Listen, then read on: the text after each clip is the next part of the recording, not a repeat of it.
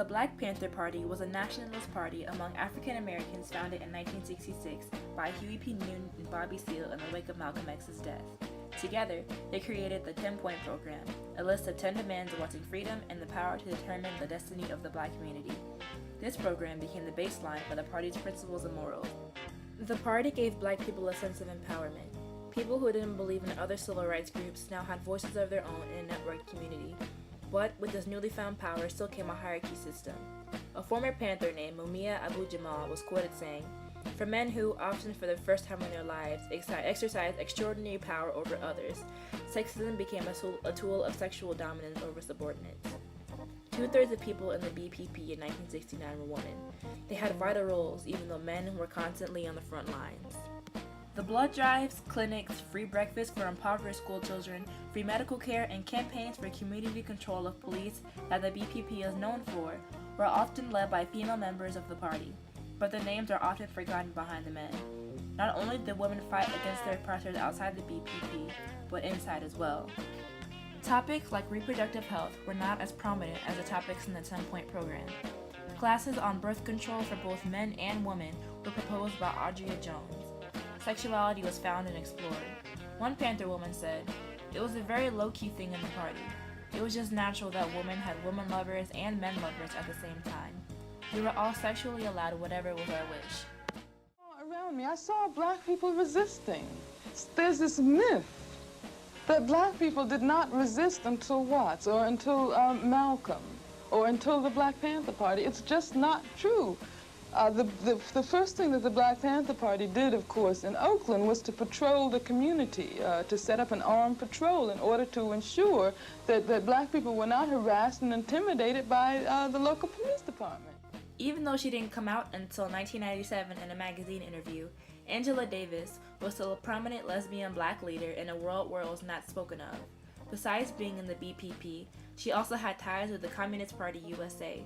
When she was discovered, she was fired, and then hired again under her First Amendment right.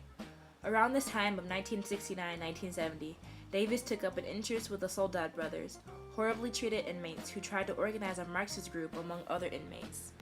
She referred to them as 3 young Black men who were victims of the same repression which I was confronting, but they stood to lose their lives as a result of the political work they had done within the prison system.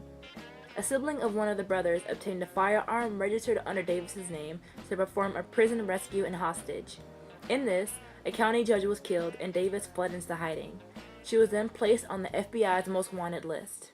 During her 18th month stay in prison, Free Angela protests sprouted internationally, her face and afro becoming a symbol of political activism. At her trial, she was acquitted of the charges of conspiracy, murder, and kidnapping. She learned a few things. She said, "When I was underground, enormous numbers of Black women were arrested and harassed. I came to realize the government feared the political potential of Black women, and that was a manifestation of a larger plan to push us away from political involvement." Kathleen Cleaver was an advocate for political prisoners like the brothers and Davis. She took the role of communications secretary after the shooting of Huey Newton. During her time with the Panthers, she noticed how men and women were treated unequally. Ideas that came from men were highly praised. She said, "The suggestion itself was never viewed objectively. The fact that the suggestion came from a woman gave it lesser value." Even her husband, Aldrich Cleaver, condoned the behavior of using women's bodies as a reward for male political behavior.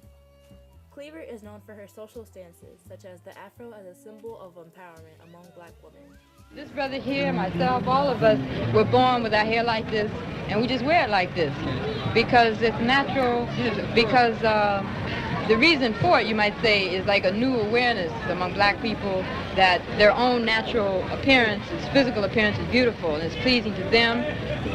For so many, many years, we were told that only white people were beautiful. Only straight hair, light eyes, light skin was beautiful. And so Black women would try everything they could, straighten their hair and lighten their skin to look as much like white women.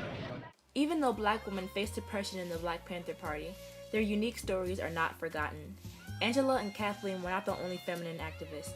Women like Assata Shakur, Elaine Brown, Erica Huggins, and many more shaped the face of the Black woman and our involvement in the political world, helping to create more accepting places for us today.